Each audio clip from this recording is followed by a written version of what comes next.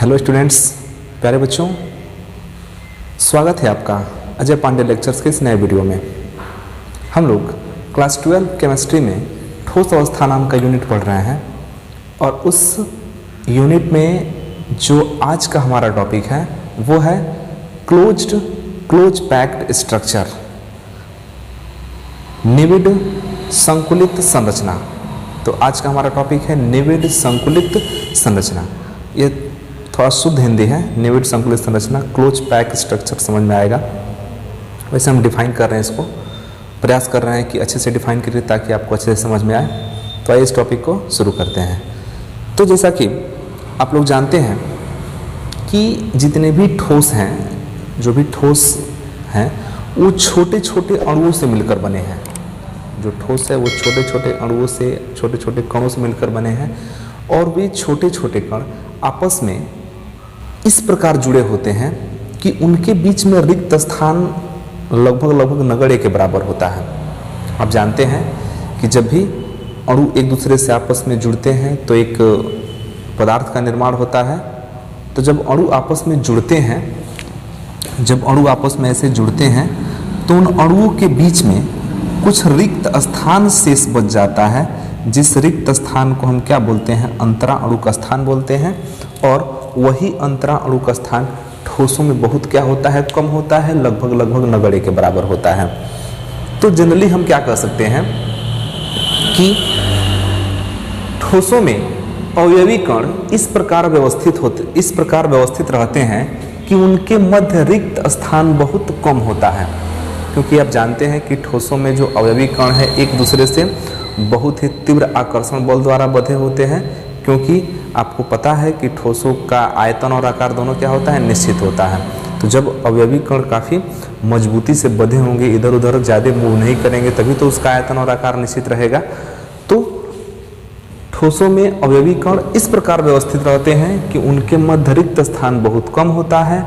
इस व्यवस्था से जो संरचना निर्मित होती है उसे निविड संकुलित संरचना कहते हैं, क्लोज पैक्ड स्ट्रक्चर बोलते हैं उसको। अब यहाँ पर इसको हम थोड़ा सा देसी स्टाइल में आपको समझा दें कि क्लोज पैक्ड स्ट्रक्चर का मतलब क्या हुआ। जैसे मान लीजिए कि आपको कहीं जाना है और कहीं जाने के लिए जब आप सामान को पैक करते हैं, सामान को एकत्रित करते हैं, तो क्या करते हैं, एक बड़ा सा ट्रक तो मंगाते नहीं हैं और सारे सामान को उसमें रख लेते हैं और लेके चले जाते हैं। ऐसा तो कुछ होता नहीं है। आप जनरली क्या करते हैं, या कोई भी हो, जब भी कहीं यात्रा पर जाता है तो क्या करता है कि जो भी आवश्यक चीज़ें हैं उनको बिखेर कर नहीं ले जाता है। उनको क्या करता है कि उनको इस प्रकार व्यवस्थित करता है कि कम से कम जगह में ज़्यादा से ज़्यादा सामान को रखा जा सके। तो यदि आप कम से कम जगह में ज़्यादा से ज़्यादा सामान को रख लेते हैं, व्यवस्थित कर लेते हैं, तो हम कहते हैं कि हमने अपने सामान की पैकिंग कर ली। सामान को हमने क्या कर लिया, पैक कर लिया। तो पैक का मतलब हुआ कि आप जो है सामान को कम से कम स्थान में ज़्यादा से ज़्यादा सामान को व्यवस्थित कर लिए, उसको हमने बोला कि सामान को पैक कर लिया गया। ठीक वही चीज़ यहाँ पर होने वाला है कि क्लोज पैक स्ट्रक्चर में जो ठोस के अवयवी कण हैं, हम उनको क्या करेंगे कि हम कम से कम स्थान में अधिक से अधिक ठोस के अणुओं को इस प्रकार व्यवस्थित करेंगे, काफ़ी घने रूप में व्यवस्थित करेंगे कि कम से कम स्थान में अधिक से अधिक अणु व्यवस्थित हो जाए। और जब कम से कम स्थान में अधिक से अधिक अणु व्यवस्थित होंगे तो इस प्रकार जो उच्च घनत्व का क्रिस्टलीय ठोस बनेगा या उच्च घनत्व की जो क्रिस्टलीय संरचना बनेगी उसको हम बोलेंगे निविड संकुलन, और इस पूरे होल स्ट्रक्चर को बोलेंगे निविड संकुलित संरचना। तो आप मोटा मोटी समझ जाइए कि ठोस के जो अवयवी कण होते हैं वो आपस में एक दूसरे से इस प्रकार जुड़े होते हैं, आपस में एक दूसरे से इस प्रकार व्यवस्थित होते हैं कि उनके बीच में रिक्त स्थान बहुत कम होता है, लगभग नगण्य के बराबर होता है। तो इस प्रकार की व्यवस्था से जो संरचना निर्मित होती है उसको हम बोलते हैं निविड संकुलित संरचना, क्लोज पैक स्ट्रक्चर। तो पैक का अर्थ यहाँ पर यह हुआ कि कम से कम जगह में अधिक से अधिक सामान रखना। तो ठीक उसी प्रकार अणु, जो ठोस के अणु है, उन अणुओं को हमको इस प्रकार व्यवस्थित करना है कि कम से कम जगह में अधिक से अधिक अणु व्यवस्थित हो जाए, उसको हम बोलेंगे क्लोज पैकिंग। अब यहाँ पर एक चीज़ हम आपको समझा दें कि अणुओं की ठोस के जो अवयवी कण है या जो अणु हैं उनकी व्यवस्था को समझने के लिए ठोस के अवयवी कणों का आप गोला समझ लीजिए कि ठोस के जो अवयवी कण है वो गोला है, छोटे छोटे गोले हैं इस तरह से, उनको मान लीजिए कि ये क्या है, ठोस के अणु हैं।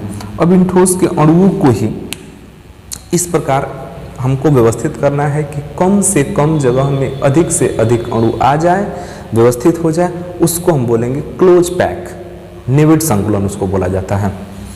अब ये जो निविड संकुलन होता है यह 3 प्रकार से होता है। जो निविड संकुलन होता है वो 3 प्रकार से होता है। एक होता है 1 डायमेंशन में, एक विमीय होता है, एक होता है 2 डायमेंशन में और एक होता है 3 डायमेंशन में। मतलब कि जो अवयवी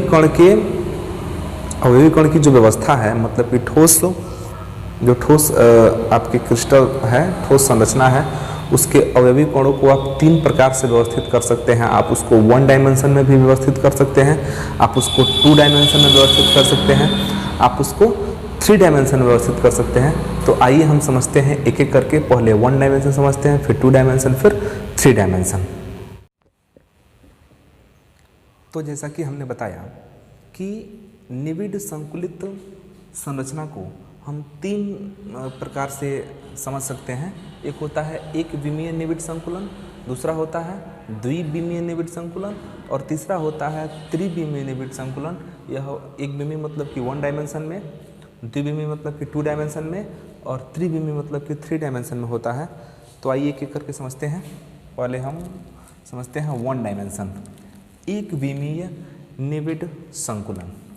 तो देखिए एक विमीय निविड संकुलन में जो ठोस के अवयवी कण होते हैं वो किस प्रकार जुड़े होते हैं, अब इसको आपको ध्यान से समझना है।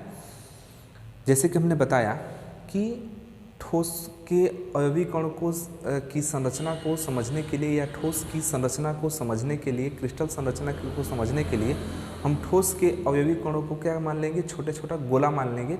अब इस गोले को हम व्यवस्थित कर रहे हैं किसमें, एक विमीय निविड संकुलन। तो एक विमीय निविड संकुलन में होता क्या है कि एक विमीय निविड संकुलन में ठोस के अवयवी कण या ऐसे कह सकते हैं कि वो गोले इस प्रकार व्यवस्थित होते हैं कि एक से सटा हुआ दूसरा, दूसरे से सटा हुआ तीसरा, मतलब सीधे से समझ जाइए कि एक पंक्ति में व्यवस्थित होते हैं।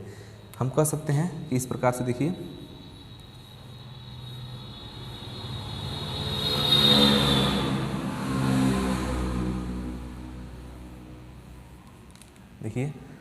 ठोस के जो अवयवी कण हैं एक विमीय निविड संकुलन में जो अवयवी कण है, ऐसे कह सकते हैं कि जो गोले हैं वो ठीक एक रेखा में एक दूसरे से जुड़े होते हैं। एक से संपर्क में दूसरा, दूसरे के संपर्क में तीसरा, तीसरे के संपर्क में चौथा, पांचवा करके ऐसे ही यह एक ही रेखा में व्यवस्थित होते हैं। तो इस तरह के अगर अणु व्यवस्थित हैं, इस तरह के अवयवी कण व्यवस्थित है तो हम कहें कि वह एक विमीय निविड संकुलन है।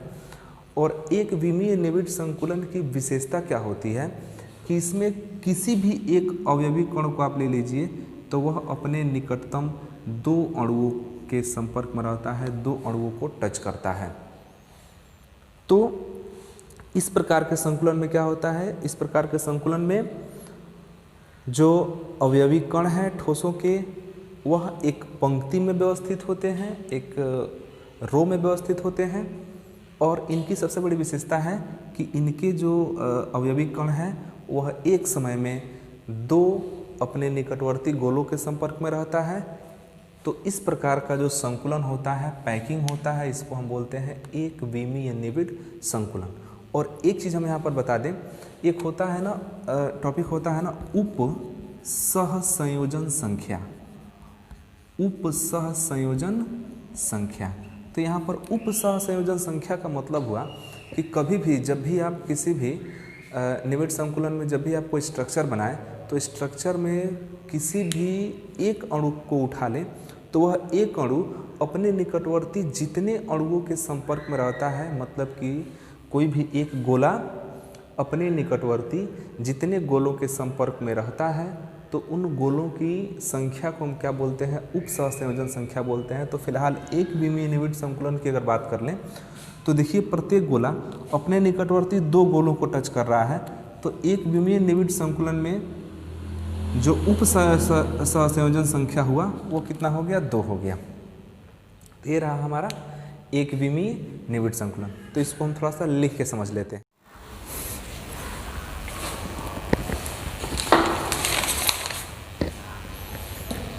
अब हम आपको लिख कर समझाते हैं। एक विमीय निविड़ संकुलन, इस प्रकार के संकुलन में गोले, गोले मतलब कि ठोसों के जो अवयवी कण हैं उनको हमने क्या माना है, गोला माना है। तो इस प्रकार के संकुलन में गोले अवयवी कण एक पंक्ति में एक दूसरे को स्पर्श करते हुए व्यवस्थित होते हैं। जैसा कि आप यहाँ पर चित्र में देख पा रहे हैं कि एक दूसरे को ये गोले एक पंक्ति में, एक सरल रेखीय पंक्ति में एक दूसरे को व्यवस्थित करके, एक दूसरे को स्पर्श करके व्यवस्थित हुए हैं। इनकी विशेषता है कि यदि इनके हम केंद्रों को मिला दें, जैसा कि हमने मिलाया है, इन गोलों के केंद्रों को मिला दें तो एक सरल रेखा का निर्माण हो जाता है, एक सीधी रेखा का निर्माण हो जाता है। तो इससे स्पष्ट होता है कि यह सिर्फ एक ही विमा में है। आप देख सकते हैं कि एक ही विमा में है, कोई भी 2 डायमेंशन में नहीं है, सब एक पंक्ति में जो है खड़े हुए हैं। जैसे कुछ बच्चे हैं और आप उनको एक लाइन में खड़ा करा दें तो क्या है, 1 डायमेंशन में हुआ। इस निविड़ संकुलित संरचना में प्रत्येक गोला 2 निकटवर्ती गोलों को स्पर्श करता है। यहाँ पर देख सकते हैं कोई भी गोला है, ऐसे और भी इधर गोले होंगे, ऐसे इधर बहुत सारे गोले होंगे। तो इस संरचना में प्रत्येक गोला अपने निकटवर्ती 2 गोलों को स्पर्श करता है। अतः इसमें प्रत्येक गोले की उप सहसंयोजन संख्या 2 है। तो यहाँ पर उप सहसंयोजन संख्या 2 है। आपको याद रखना है कि 1 डायमेंशन के स्ट्रक्चर में उप सहसंयोजन संख्या कितना होता है, 2 होता है, क्योंकि 1 डायमेंशन में जो अणु होता है, अवयवी कण होता है, वो अपने 2 निकटवर्ती गोलों को स्पर्श करता है। इसलिए हम कह सकते हैं कि इसकी उप सहसंयोजन संख्या 2 है। एक बार पुनः बता दें आपको कि ठोसों में अवयवी कण इस प्रकार व्यवस्थित होते हैं कि उनके बीच में रिक्त स्थान बहुत कम होता है, लगभग नगण्य के बराबर होता है। तो उस संरचना को, उस व्यवस्था को हम लोग निविड़ संकुलित संरचना कहते हैं। निविड़ संकुलित संरचना क्लोज पैक्ड स्ट्रक्चर बोलते हैं।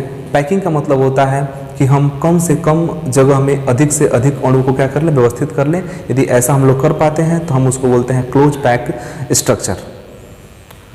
अब क्लोज पैक जो स्ट्रक्चर होता है उसको 3 प्रकार से समझा जा सकता है। एक होता है 1 डायमेंशन में एक विमीय संकुलित संरचना, उसके बाद से होता है द्विविमीय निविड़ संकुलित संरचना या 2 डायमेंशन में कह सकते हैं, और तीसरा होता है 3 डायमेंशन में। तो हमने बताया कितने का, 1 डायमेंशन का। हमने 1 डायमेंशन में क्या बताया कि इस प्रकार के संकुलन में गोले मतलब कि अवयवी कण एक पंक्ति में एक दूसरे से व्यवस्थित रहते हैं। जैसे आपको हम बता दें, इनको आप मान लीजिए कि ये जो डब्बे दिखाई दे रहे हैं ये अवयवी कण हैं। तो ये इससे सटा हुआ, यह इससे सटा हुआ, और भी होगा तो इधर चलता जाएगा, जुड़ता जाएगा। तो ये अवयवी कण एक दूसरे से एक पंक्ति में एक दूसरे को स्पर्श करके व्यवस्थित रहते हैं। तो इस प्रकार की जो संरचना है उसको बोलते हैं एक विमीय निविड़ संकुलन। अब बात करते हैं द्विविमीय निविड़ संकुलन की।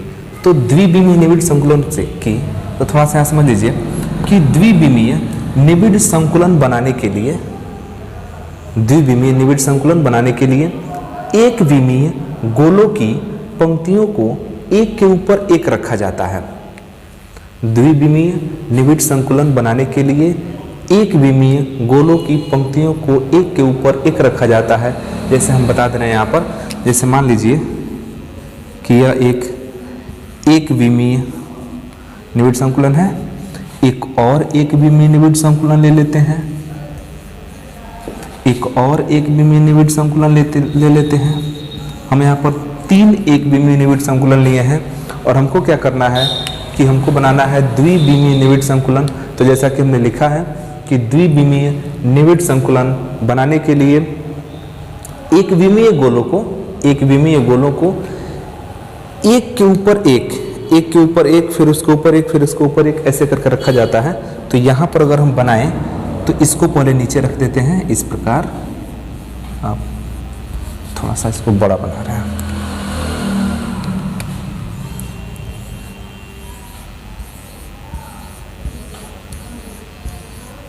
ये हमारा एक विमीय निविड़ संकुलन हो गया। अब इसके ऊपर एक और निविड़ संकुलन रख देते हैं। हम इसके ऊपर एक और निविड़ संकुलन रख दिए। ठीक, ये भी हमने रख दिया। इसको भी हमने ले आके इस पर रख दिया। एक और हमने निविड़ संकुलन इस पर ले आकर रख दिया। देखिए, चाहे तो एक और रख सकते हैं। एक और इस पर एक निविड़ संकुलन एक विमीय वाले ले आकर रख देंगे। अब जो बना यह जो निविड़ संकुलन बना, इसको हम कहेंगे कि ये द्विविमीय निविड़ संकुलन है। क्योंकि यह x एक्सिस पर भी जा रहा है और यह y एक्सिस पर भी जा रहा है, तो यहाँ पर 2 डायमेंशन हो रहा है, तो इसको हम कह सकते हैं द्विविमीय निविड़ संकुलन। लेकिन इसमें एक चीज अब यहाँ पर निकल रहा है कि द्विविमीय निविड़ संकुलन तो आपने बनाया, तो जरूरी नहीं कि ऐसे ही बन सकता है, एक इसका स्ट्रक्चर और बन सकता है इस तरह से। मान लीजिए कि कोई व्यक्ति इस प्रकार ना बना के उसको ऐसे बनाना चाहे,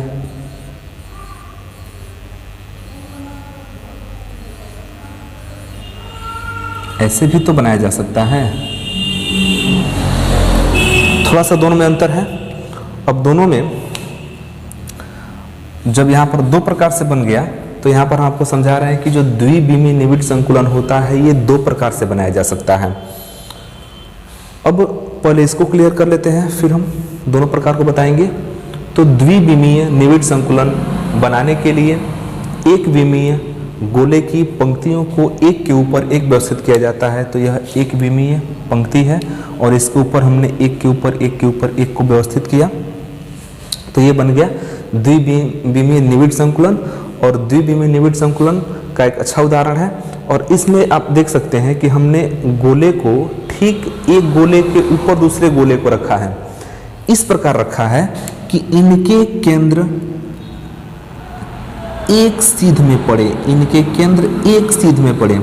हमने इसको इस प्रकार व्यवस्थित किया है कि इनके केंद्र एक सीध में पड़े।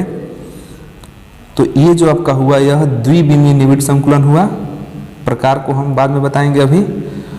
अब इसके उप सहसंयोजन संख्या की अगर बात करें तो इस संरचना में, स्पेशली इस संरचना में किसी भी एक पर्टिकुलर गोले को ले लीजिए, तो वह अपने निकटवर्ती 4 गोलों के संपर्क में है। आप इसे ही ले लीजिए, इस गोले को, तो यह गोला अपने निकटवर्ती इसके, इसके, इसके और इसके इन 4 गोलों के संपर्क में है। तो हम कहेंगे कि द्विविमीय निविड़ संकुलन की इस संरचना की उप सहसंयोजन संख्या कितना हो गया? 4 हो गया। उप सहसंयोजन संख्या कितना हुआ? 4 हुआ, क्योंकि यह जो गोला है वो अपने निकटवर्ती 4 गोलों के संपर्क में है, तो इसको 4 गोलों को स्पर्श कर रहा है। तो इसलिए हम कह सकते हैं कि इसकी इस संरचना की उप सहसंयोजन संख्या कितना हो गया? 4 हो गया। तो द्विविमीय निविड़ संकुलन क्या है कि द्विविमीय निविड़ संकुलन को बनाने के लिए हम एक विमीय निविड़ संकुलन के पंक्ति जो होता है उसको एक के ऊपर एक के ऊपर एक रख के द्विविमीय बना लेते हैं। और यह द्विविमीय निविड़ संकुलन अगर यहाँ से देखें तो 2 प्रकार का होता है। जो पहला है यह 2 प्रकार का होता है। एक होता है वर्ग निविड़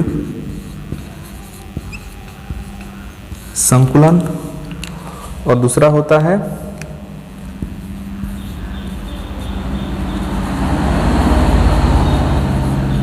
षटकोणीय निविड़ संकुलन। तो 2 हुआ, एक होता है वर्ग निविड़ संकुलन और दूसरा होता है षटकोणीय निविड़ संकुलन। तो ये वर्ग निविड़ संकुलन हम किसे कहेंगे? तो आप ध्यानपूर्वक समझिएगा, दोनों को हम समझा रहे हैं। पहले हम बता देते हैं वर्ग निविड़ संकुलन को। तो वर्ग निविड़ संकुलन में क्या होता है कि वर्ग निविड़ संकुलन में जब आप द्विविमीय संकुलित संरचना बनाते हैं तो उसमें अवयवी कणों को जो अवयवी पंक्तियां हैं वन डायमेंशन की, उनको इस प्रकार रखा जाता है कि एक गोले के ऊपर ठीक दूसरा गोला है, दूसरे गोले के ऊपर ठीक तीसरा गोला है। जैसे कि ये संरचना हम बना रहे हैं, एक गोले के ऊपर ठीक दूसरा गोला,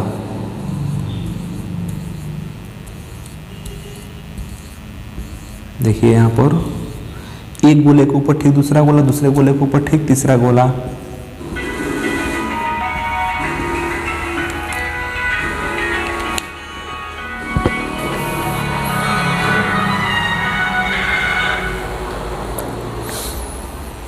तो यहाँ आपने देखा कि एक गोले के ऊपर दूसरा गोला, दूसरे के ऊपर तीसरा, ऐसे करके चौथा।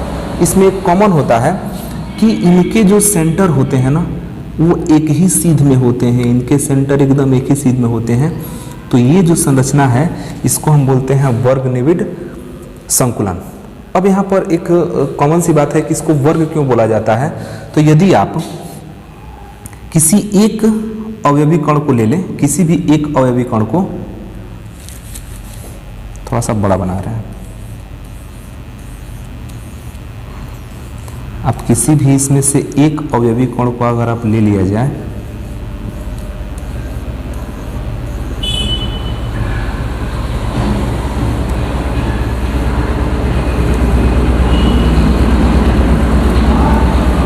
देखिए इसके सभी सेंटर एक जगह एक सीध में है।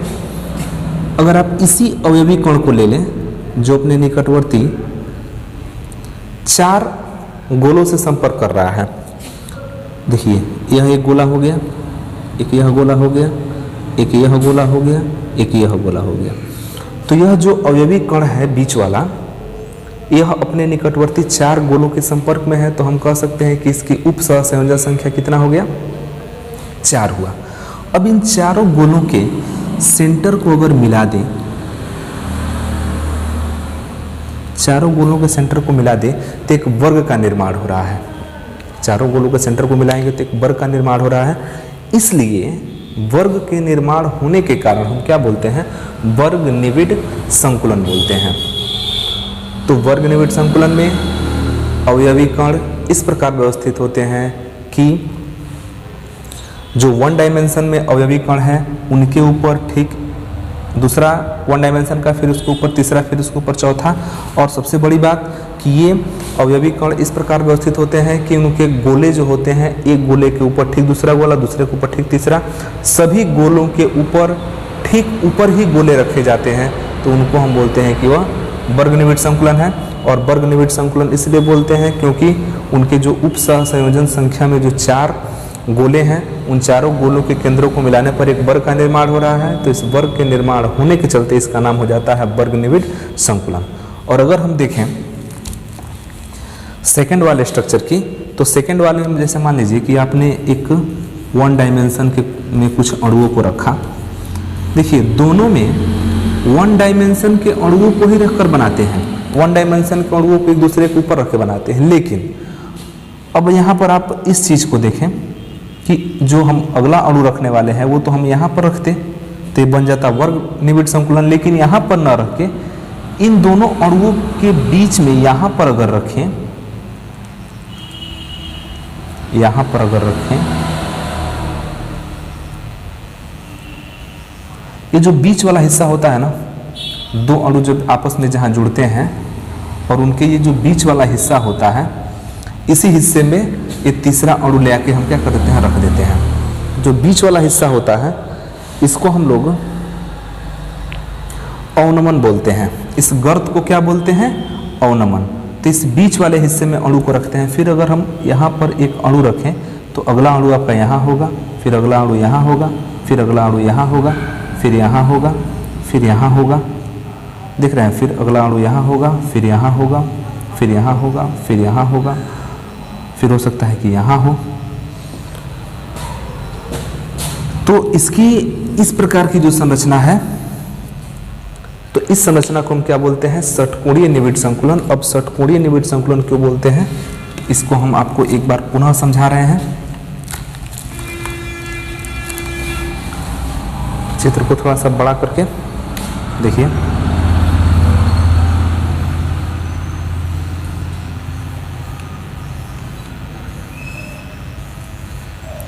हम षटकोणीय वाला बना रहे हैं, तो ये जो एक गैप दिखाई दे रहा है हमारा अणु अब इस गैप में रहेगा। इसको हम अवनमन बोलते हैं। यहाँ पर हो गया, फिर एक अणु हमारा यहाँ पर रहेगा, इससे संपर्क किया हुआ है, फिर एक अणु यहाँ रहेगा, फिर अगला अणु हमारा यहाँ होगा, फिर अगला अणु यहाँ होगा, फिर अगला अणु यहाँ होगा, फिर ये गैप जो बन रहा है, फिर अगला अणु आपका यहाँ होगा, फिर अगला अणु यहाँ होगा, फिर यहाँ होगा, फिर यहाँ होगा, फिर यहाँ होगा, फिर यहाँ। अब इसमें एक चीज आपको बता दें कि किसी भी एक गोले को अगर आप ले लें, किसी भी एक गोले को, तो पर्टिकुलर यहाँ पर कोई भी एक गोला अपने निकटवर्ती कितने गोलों से संपर्क में है, तो आपको हम बता दें यहाँ पर जो ये गोला है अपने निकटवर्ती, यह जो गोला है वो अपने निकटवर्ती 1 2 3 4 5 6 गोलों के संपर्क में है। ध्यान से समझिएगा, इस संरचना में षटकोणीय निविड़ संकुलित संरचना में जो प्रत्येक गोला है वह अपने निकटवर्ती 6 गोलों के संपर्क में है। तो इन 6 गोलों के सेंटर को अगर हम मिला दें तो एक षटकोण का निर्माण होता है, और षटकोण के निर्माण होने के चलते इसको हम षटकोणीय निविड़ संकुलन बोलते हैं। और यहाँ पर इसकी उप सहसंयोजन संख्या कितनी हो जाती है? 6 हो जाती है, क्योंकि इस संरचना में जो अवयवी कण है वह अपने 6 निकटवर्ती गोलों के संपर्क में है, मतलब कि जो एक गोला है अपने निकटवर्ती 6 गोलों के संपर्क में है, तो इसको हम बोलते हैं षटकोणीय निविड़ संकुलन। और षटकोणीय इसलिए बोलते हैं क्योंकि अपने निकटवर्ती गोलों के केंद्रों को अगर इसको मिला दिया जाए, इसके निकटवर्ती गोलों के केंद्रों को यदि मिला दिया जाए तो एक षटकोण का निर्माण होता है, तो इसको हम बोलते हैं षटकोणीय निविड़ संकुलन। एक बार आपको हम पुनः बता दें कि जो द्विविमीय निविड़ संकुलन होता है वह 2 प्रकार का होता है, वर्ग निविड़ संकुलन और षटकोणीय निविड़ संकुलन। वर्ग निविड़ संकुलन में अवयवी कण इस प्रकार जुड़े होते हैं कि एक गोले के ठीक ऊपर दूसरा गोला व्यवस्थित रहे। इस प्रकार देखिए, ये जो आपका स्ट्रक्चर बन रहा है ये वर्ग निविड़ संकुलन का स्ट्रक्चर है। चित्र हमारा थोड़ा सा कमजोर बनता है, इसलिए आप चित्र की सुंदरता में जाइएगा, समझने का प्रयास कीजिएगा, हमसे चित्र थोड़ा सा बिगड़ जाता है।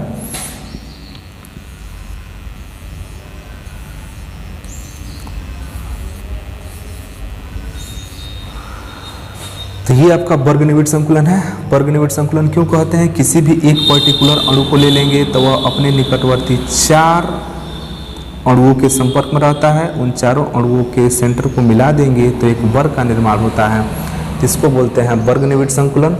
ये आपका है वर्ग निविड़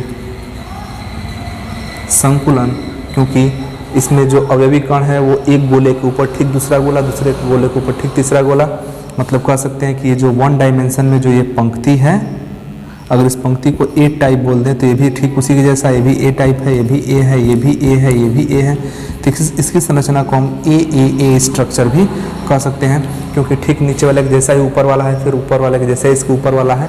इसके सभी सेंटर जो है, जितने भी अवयवी कण हैं, गोले हैं, सबके सेंटर एक लाइन में है। इसको बोलते हैं वर्ग निविड़ संकुलन। और यदि इस प्रकार व्यवस्थित हो अणु,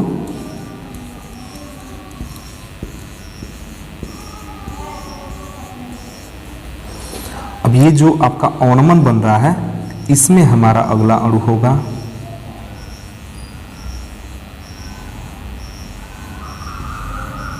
यहाँ पर हमारा अगला अणु होगा, फिर इसके गैप में हमारा अगला अणु होगा,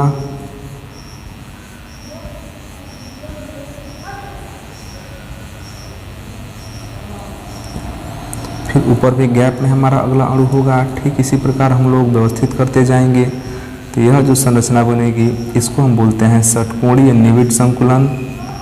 षटकोणीय निविड़ संकुलन क्यों बोलते हैं? षटकोणीय निविड़ संकुलन इसलिए बोलते हैं क्योंकि इसमें किसी भी एक पर्टिकुलर अणु को या गोले को ले लेंगे तो वह अपने निकटवर्ती 6 गोलों के संपर्क में आता है। तो इसकी उप सहसंयोजक संख्या कितना हो जाता है, 6 हो जाता है। और अगर उन 6 गोलों के, जैसे मान लीजिए यही गोला है, तो 1 2 3 4 5 6 के संपर्क में आया है, देखिए 6 के संपर्क में आया है। अगर इसके हम गोलों के सेंटर को मिला दें तो एक षटकोण का निर्माण होता है। तो षटकोण के निर्माण के होने के कारण इसको षटकोणीय वर्गनिविड संकुलन बोला जाता है। और इसमें अगर इसको हम ए टाइप माने तो ये इससे डिफरेंट में जा रहा है, इसको हम बी मान लेते हैं। लेकिन आप ध्यान देंगे तो इस लाइन में जो अवयवी कण है, इसके ऊपर देखिए ठीक एक गोला यहाँ पर पड़ रहा है, इसके ऊपर देखिए तो ठीक यहाँ पर पड़ रहा है, आप यहाँ पर समझ सकते हैं। इसके ऊपर देखिए ठीक ये गोला पड़ रहा है। तो यह अगर ए टाइप है तो बी टाइप है, तो फिर ये कैसा बन जाएगा, ए टाइप, क्योंकि फिर इसके गैप में ही बन रहा है। फिर ये बन जाएगा बी टाइप, फिर ये बन जाएगा ए टाइप। तो इसको बोलते हैं ए बी स्ट्रक्चर। क्योंकि ये जो होता है ना, ये नीचे वाला हम इसको कहाँ रखते हैं, उठा के इसके गैप में रखते हैं, तो थोड़ा सा ये आगे की तरफ खिसक जाता है। आपकी स्क्रीन पे हम 2 चित्र दिखा रहे हैं। दोनों चित्रों को आप देख के समझ सकते हैं कि एक वर्ग निविड संकुलन और एक षटकोणीय निविड संकुलन है। तो ये रहा आपका द्विविमीय निविड संकुलन। तो ये टॉपिक आपको कैसा लगा आप हमें कमेंट बॉक्स में ज़रूर लिखिए। और यदि आप हमारे चैनल पर नए हैं तो चैनल को सब्सक्राइब कीजिए, वीडियो अच्छा लगे तो लाइक कीजिए और उन मित्रों के पास शेयर कीजिए। फिर मिलते हैं अगले वीडियो में। इसी से संबंधित जो टॉपिक हम छोड़ रहे हैं, त्रिविमीय निविड संकुलन, उसको पढ़ेंगे। तब तक के लिए धन्यवाद।